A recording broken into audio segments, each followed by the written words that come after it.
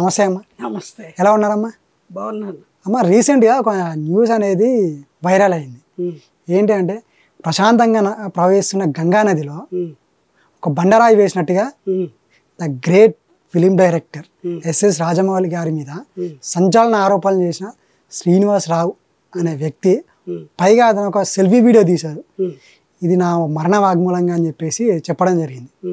So అప్పటి నుంచి ఇప్పటి వరకు ఆయన ఆచూకీ కానీ ఆయన అప్డేట్ కానీ ఏమీ బయటికి రాలేదు. ఇంతకీ ఆయన ఉన్నారా లేకుంటే ఏమయ్యారు? సెల్ఫీ వీడియో గత 4 రోజులుగా అనేక ఛానల్స్లో ప్రదర్శింపబడుతోంది. చాలా విజయవంతంగా ప్రదర్శింపబడుతోంది. కానీ దాని వెనుక ఉన్నటువంటి వాస్తవాలు ఏమిటి అనేది ఎవరికీ కూడా అంతు చిక్కట్లేదు. కారణం ఆయన చాలామంది పెద్ద పెద్ద వాళ్ళ పేర్లన్నీ చెప్పేస్తున్నాడు. వాళ్ళందరూ నాకు బాగా పరిచయము. అలాగే రాజమౌళి గారికి నాకు 34 ఇయర్స్ ఫ్రెండ్షిప్ ఉంది. ఈ విషయము ఆ పెద్దవాళ్ళందరికీ బాగా తెలుసు అని చెప్తున్నాడు. అంటే ప్రేక్షక లోకానికి బయట ప్రపంచానికి ఈ ఉప్పలపాటి శ్రీనివాసరావు అనే వ్యక్తి ఒకరు ఉన్నారు అనేది ఎవ్వరికీ ఇంతవరకు తెలియదు. ఈ వీడియో వల్లే చాలామందికి తెలియవచ్చిన అంశం. అవును మేడం. కానీ ఆయన ఆ వీడియోలో చెప్పారు, యమదొంగ అనే సినిమాలో టైటిల్స్ జరుగుతుండగా 7 నిమిషాలు దాటాక నా పేరు ఎగ్జిక్యూటివ్ ప్రొడ్యూసర్ అని చెప్పి వచ్చింది, కావాలంటే చూసుకోండి అని చెప్తున్నాడు. సరే, దాన్ని కూడా మేధావులు అందరూ పరిశీలించారు. అది వాస్తవము అని తేలింది. అయితే ఇక్కడ ముఖ్యంగా మనం మాట్లాడుకోవాల్సిన అంశం ఏమిటి అంటే, ఈయన తన మిత్రుడైనటువంటి ఎస్ఎస్ రాజమౌళి గారు తనని అనేక విధాల హింసిస్తున్నాడు, వేధిస్తున్నాడు, టార్చర్ పెడుతున్నాడు అనేటువంటి వాక్యాలు వాడాడు ఆయన. టార్చర్ అంటే ఏమిటో ఆయన కొంచెం చెప్పాలి కదా, మన ఎవ్వరికి తెలియదు కదా. ఏ విధమైన టార్చర్ చేస్తున్నాడు? టార్చర్ అంటే మాటలతోట, చేతలతోట, లేకపోతే ఏ రకంగా టార్చర్ చేస్తున్నారు? ఈయన డబ్బులు అడిగితే ఇవ్వట్లేదా? లేకపోతే ఈయన ఏమైనా కోరితే వాళ్ళు వెంటనే చెయ్యట్లేదా? అసలు ఒక స్నేహితుడి గురించి నిజంగా వాళ్ళిద్దరి మధ్యన స్నేహమే కనుక 34 సంవత్సరాల స్నేహం ఉంటే, ఇతను నిజమైన స్నేహితుడే అయితే అలా వీధికెక్కి తన స్నేహితుడికి అపకారం చేసే విధంగా, స్నేహితుడి మనసు గాయపరిచే విధంగా ఇలా వీడియోలు చేసి బయటకి వదలకూడదు కదా జనాల్లోకి. సరే, ఆయన సైడ్ కాసేపు ఆలోచిద్దాము. ఆయన వాస్తవానికి ఏ రకంగా బాధలు పడుతున్నాడో మనకి తెలియదు, ఆయనకే తెలియాలి. అది తెలియచెప్పడానికి అతను క్లియర్గా చెప్పట్లా. ఏదో 1 2 3 ఉప్పలపాటి శ్రీనివాసరావు ఈ 1 2 3 లాగా చెప్పాడు ఆయన. కట్టే కొట్టే తెచ్చే అన్నట్టు. మేమిద్దరం ఫ్రెండ్స్, మేమిద్దరం కలిసి ఒక అమ్మాయినే ప్రేమించాము, ఇలా చెప్తున్నాడు. అతనికి నేను నా సాక్రిఫైస్ చేసి ఆమెని ఆయనకే విడిచిపెట్టేశా, వాళ్ళిద్దరూ పెళ్ళాడారు. ఏమండి శ్రీనివాసరావు గారు, మీకు ఏమాత్రమైన ఆలోచించే మేధాశక్తి ఉంటే ఈ రకమైన మాటలు ఒక మంచి మిత్రుడి గురించి మాట్లాడవచ్చా అని నేను సూటిగా ప్రశ్నిస్తున్నాను. తప్పండి. ఏదైనా విషయం ఉంటే, గట్స్ ఉంటే, వాళ్ళు క్లోజ్ ఫ్రెండ్స్ అని చెప్తున్నాడు కదా, తన ఫ్రెండ్ తోటే మాట్లాడుకోవాలి. 34 ఇయర్స్ అన్నారు. 34 24 54, ఇప్పుడు వాళ్ళ ఏజ్ 54 అనుకో. ఏమైనప్పటికీ వాళ్ళిద్దరూ మాట్లాడుకోవాలి. లేదా వాళ్ళిద్దరికి పరిచయం ఉన్న వాళ్ళందరినీ కూర్చోబెట్టుకొని మాట్లాడుకోవాలి. అంతేగాని ఇలా వీధికెక్కి అల్లరి చేయడం అనేది సబబు కాదు. ఏమండి, అతనికి తన మిత్రుడి వల్ల ఏ రకమైన కష్టం వచ్చింది అనేది క్లియర్గా చెప్పట్లేదు. ఆయన తొక్కేస్తున్నాడు అంటున్నాడు. తొక్కడానికి మీరు ఏమైనా పేడకడా? తొక్కి ఇల్లాలకి ముగ్గులు పెట్టుకోవడానికి కాదు కదా. ఆయనకేం పని పట్టలేదా? అందరినీ తొక్కుతూ నొక్కుతూ రక్కుతూ ఉంటాడమేనా ఆయన పని? ఆయన చాలా బిజీ డైరెక్టర్ అండి. అవును ఆయన కథలు, ఆ కథల్ని సినిమాలుగా నిర్మించడానికి కావలసినటువంటి అంశాలతోటి ఆయన ఊపిరి సలపనంత బిజీగా ఉన్నటువంటి వరల్డ్ ఫేమస్ డైరెక్టర్ అయ్యాడు. అవును అది యాజ్ ఎ ఫ్రెండ్గా you should feel proud of your friend. అంతేగాని ఈ రకంగా అతని మీద బురద జల్లే ప్రయత్నం చేయడం కరెక్ట్ కాదు. అవును సరే, ఈయన బాధలు ఏం పడుతున్నాడో ఆయన వల్ల అనేది ఆలోచిద్దాం కాసేపు. ఓకే ఆయన ఇంకో మాట చెప్పాడు, నేను పబ్లిసిటీ కోసం ఈ వీడియో చేయట్లేదు, పబ్లిసిటీ కోసం కాదు అని అన్నాడు. అవును మరి దేనికోసం చేశారు? చచ్చిపోవడం కోసమా? చావడం అంటే మీకు అంత తేలిగ్గా ఉందా? ఎవరైనా బ్రతికి సాధించాలి జీవితంలో. చావుని కోరుకోకూడదు, చావాలని కోరుకోకూడదు. అవును కానీ ఈయన మూర్ఖత్వంగా నేను చనిపోతున్నాను, ఇది నా మరణ వాంగ్మూలం అని చెప్పాడు. అవును చాలా తప్పు అది. శ్రీనివాసరావు గారు, మీ స్టేట్మెంట్ని మీరు వెనక్కి తీసుకోండి తక్షణం. మళ్ళీ ఇంకో వీడియో రిలీజ్ చేసి తప్పుగా మాట్లాడాను మన్నించండి అని కోరుకోండి. మీకు ఏదైనా బాధలు ఉంటే మీ క్లోజ్ ఫ్రెండ్ కాబట్టి డైరెక్ట్గా వారితోటే మాట్లాడండి, లేదా వారి కుటుంబ సభ్యులు చాలామంది బాగా క్లోజ్ అంటున్నారు కదా. అవును ఇంకో మాట అన్నాడండి, వాళ్ళ పిల్లల పేర్లన్నీ చెప్పి కంచిని నేనే పెంచా, ఇంకెవరు వాళ్ళ పేర్లన్నీ చెబుతున్నాడు. అవును అతన్ని నేనే పెంచా, వాడిని పెంచా, వీడిని పెంచా అంటున్నాడు. అని చెప్తాను. వాళ్ళని పెంచడానికి వాళ్ళ ఇంట్లో తల్లిదండ్రులు ఉన్నారుగా, బంధుమిత్రులు ఉన్నారుగా. అవును వేల కోట్లు సంపాదించాడు ఆయన. కారుల్లో పంపిస్తే స్కూళ్ళకు వెళ్ళొస్తారుగా, పని వాళ్ళు ఉంటారుగా. అంటే వాళ్ళ భద్రత కోసం ఇతనే తోడుగా వెళ్ళి ఉంటాడు. అంత మాత్రాన పెంచేసినట్ట? ఒకవేళ పెంచితే వాళ్ళు కదా చెప్పుకోవాలి, మా బాబా మమ్మల్ని పెంచారు అని. అవును మీరు చెబుతున్నారేంటి అంటే దాల్మే కుచ్ కాలా హై. ఈ పాయింట్ ఇలా పక్కన పెడదాం. సరే అయ్యా, మీకు వారి వల్ల వచ్చిన టార్చర్, అలాగే వాళ్ళ పిల్లల్ని పెంచడము, ఈ సబ్జెక్టులు అలా పక్కన పెట్టి ఇంకో భయంకరమైన మాట, ఆయన క్షుద్ర పూజలు చేస్తారు రాజమౌళి గారు అంటున్నాడు. క్షుద్ర పూజలా అంటే భగవంతుణ్ణి నమ్మడము, భగవంతుణ్ణి సేవించడము మీ దృష్టిలో క్షుద్ర పూజలా? అమ్మవారు కంచి పీఠంలో ఉన్నటువంటి కామాక్షి అమ్మవారిని వాళ్ళ యావత్ కుటుంబ సభ్యులు ఆరాధిస్తారండి. అలాగే సరస్వతీదేవిని ఆరాధిస్తారండి. అలాగే తిరుమల తిరుపతి కలియుగ దైవం వెంకటేశ్వర స్వామి, అలవేలు మంగమ్మ అంటే వాళ్ళ కుటుంబ సభ్యులందరికీ పంచప్రాణాలు. అటువంటి దైవారాధనని ఈయన మసిపూసి మారేడుకాయ చేసి ఎంత టైటిల్ ఇచ్చాడంటే క్షుద్ర పూజలు అనే టైటిల్ ఇచ్చాడు. అది ఎంత తప్పండి. అంటే భక్తి తత్వం కలిగి ఉండడము, అమ్మవారి దేవాలయాలకు వెళ్ళడము క్షుద్ర పూజ అయిపోతుందా? జగన్మాతని సేవించడానికి ఎంతో యోగం ఉండాలి, యోగ్యత ఉండాలి. అది వారికి ఆ జగజ్జనని ప్రసాదించింది కాబట్టి భగవంతుణ్ణి, అమ్మవారిని సేవిస్తున్నారు. దాన్ని ఇతను మార్చేసి జనానికి నేనేం చెప్పినా నమ్మేస్తారు అనుకున్నాడు. క్షుద్ర పూజలు చేస్తున్నారు. ఏవండి ఎవిడెన్సులు చూపించండి. ఒక్కటి మీరు చెప్పిన ఎలిగేషన్స్లో ఒక్క ఎవిడెన్స్ చూపించండి. మీకు దమ్ము ధైర్యం ఉంటే ఎవిడెన్స్ చూపించి మాట్లాడండి. అప్పుడు తప్పకుండా మీకు న్యాయం చేయడానికి అందరూ ముందుకు వస్తారు. అన్ని శాఖల వాళ్ళు మీకు అండగా ఉంటారు. మీరు ప్రాణత్యాగం చేయక్కర్లేదు. పిరికి వారిలాగా చనిపోవడము, ఆత్మహత్య చేసుకోవాలి అనుకోవడము అజ్ఞానము, మూర్ఖత్వము.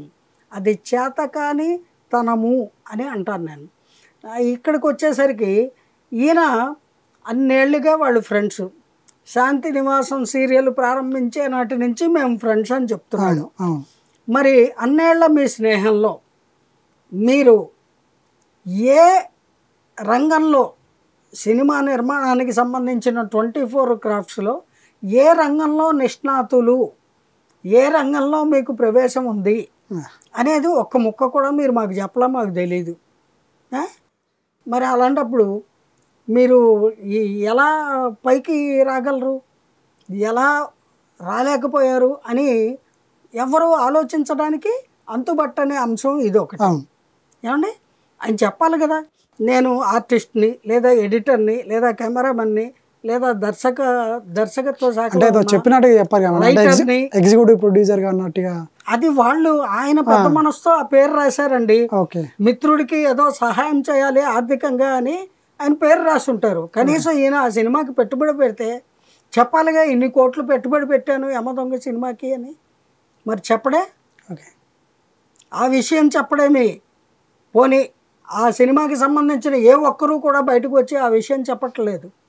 అంటే ఈయన చెప్పేవన్నీ కూడా ఎలిగేషన్సే తప్ప వాస్తవాలకి చాలా దూరంగా ఉన్న అంశాలు అని అర్థమైపోతుంది అక్కడే. ఓకే ఇక్కడ శ్రీనివాసరావు గారు మరో పెద్ద తప్పు ఆ ఎలిగేషన్స్లో. నేను రాజమౌళి ఇద్దరము కలిసి ఒకే స్త్రీని ప్రేమించాము అంటున్నాడు. అయ్యా ప్రేమించడం మంచిదే, ప్రకృతి సహజము, అది తప్పు కాదు. కానీ మీ ఇద్దరు ప్రేమించారో ఇంకో 100 మంది ప్రేమించారో, బట్ స్త్రీకి అంతరాత్మ ఉంటుంది, ఆశలు ఉంటాయి, వారికి కూడా వ్యక్తిత్వం ఉంటుంది, వారి జీవితం గురించి నిర్ణయాలు వారు తీసుకోగలరు. అలాగే ఆవిడ తన మనసుకి నచ్చిన వ్యక్తిని పెళ్ళాడింది, అంతేగాని ప్రేమించిన ప్రతి వాడిని పెళ్లి చేసుకోవాలంటే అయ్యే పని కాదు కదా. ఈ అంశంలో వాళ్ళకి ఒక చిన్నపాటి గొడవ జరిగింది అని కూడా చెప్తున్నాడు ఆయన. దానికి చివరికి ఈయనే అడ్జస్ట్ అయిపోయి త్యాగం చేశాడట. తన ప్రేమించిన ప్రియురాల్ని రాజమౌళి గారికి త్యాగం చేశాను, ఆయన మాట విని నువ్వే పెళ్ళాడు అని, కాకపోతే నేను మీతో కలిసి ఉంటా అన్నట్ట. అలా ఎలా ఉంటాడండి ఇద్దరు దంపతుల మధ్యన? వాళ్ళ కుటుంబంలో వాళ్ళు ఉంటారు, ఈయన వేరుగా ఉండాలి. అసలు ఆ మాటే వినడానికి చాలా జిగుప్సాకరంగా ఉంది శ్రీనివాసరావు గారు. అందుకని ఆ మాటను కూడా వెనక్కి తీసేసుకోండి. ఇంకా మీరు ముఖ్యంగా వెనక్కి తీసుకోవాల్సిన అంశం ఏంటి అంటే, ఆత్మహత్య చేసుకోవాలి అనే ఆలోచన చాలా తప్పు. ఆ ఆలోచనని మీ మెదడులోంచి పూర్తిగా తొలగించండి. మీకు తెలియట్లేదు, మీరు చాలా తీవ్రమైన డిప్రెషన్లో ఉన్నారు. ఆయన చాలా తీవ్రమైన డిప్రెషన్లో ఉన్నారండి. ఆయనకి ఇప్పుడు అత్యవసరంగా మానసిక చికిత్స చేయించాలి. ఆయన ఆచూకీ తెలిస్తే కుటుంబ సభ్యులు లేదా బంధుమిత్రులు లేదా పరిచయస్తులు లేదా పోలీస్ కంప్లైంట్ ఇచ్చాడు కాబట్టి పోలీసు వారు లేదా ఈ అంశం గురించి తెలిసిన వాడు ఎవరైనా సరే ఆయన ఆచూకీ తెలిస్తే ఆయన్ని మానసిక చికిత్సాలయానికి పంపించే ఏర్పాటు చేస్తారు. అంతేగాని భగవంతుడిచ్చిన ప్రాణాన్ని అర్ధాంతరంగా ముగించుకోవాల్సినటువంటి అగత్యము, అటువంటి తొందరపాటు చర్య తగదు. శ్రీనివాసరావు గారు పునరాలోచన చేయండి.